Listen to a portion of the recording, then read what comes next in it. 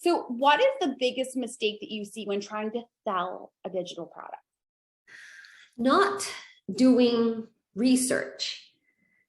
Not doing research could be the cause of something that you create and then not selling, right?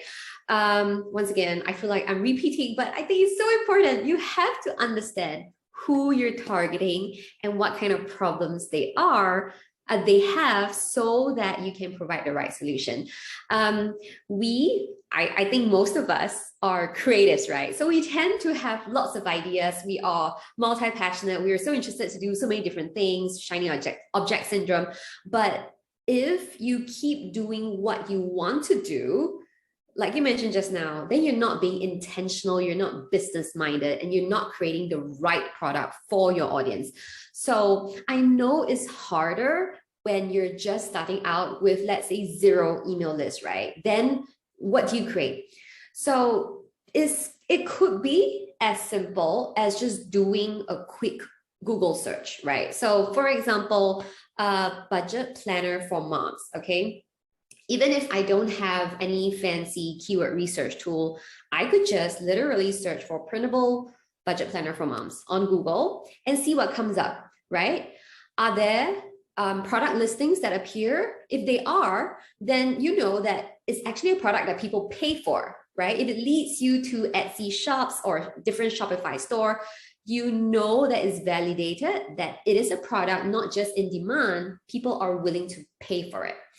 And then if it leads you to certain blog posts, then you can see what people write about, what kind of related keywords they're doing, how are they presenting their budget planners, how much are they pricing their budget planners.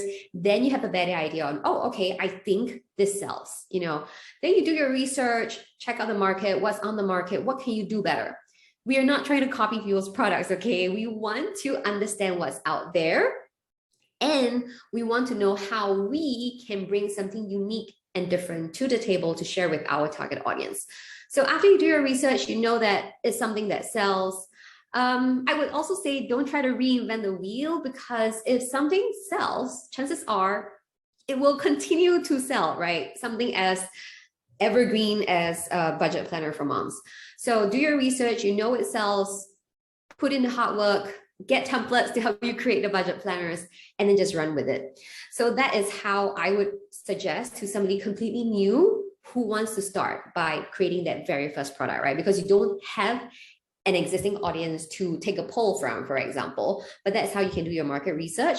But of course, before that, you should also have an idea what your passion lies in. Like maybe you're a mom yourself, and therefore you want to connect with other moms, you want to help them, and therefore you are trying to create this budget planner for moms. So we still have that target audience nailed down.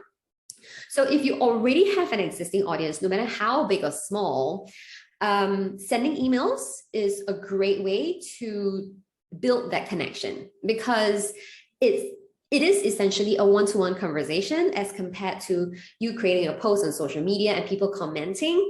It's just different, you know, like when you write an email and somebody responds to you, it kickstarts a private conversation, and that's where you nurture the relationship.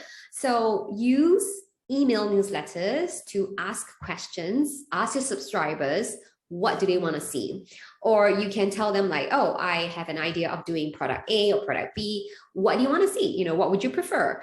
You can get them to just reply A or B, just one letter. You know, it's going to take 1 second to do that and send it out.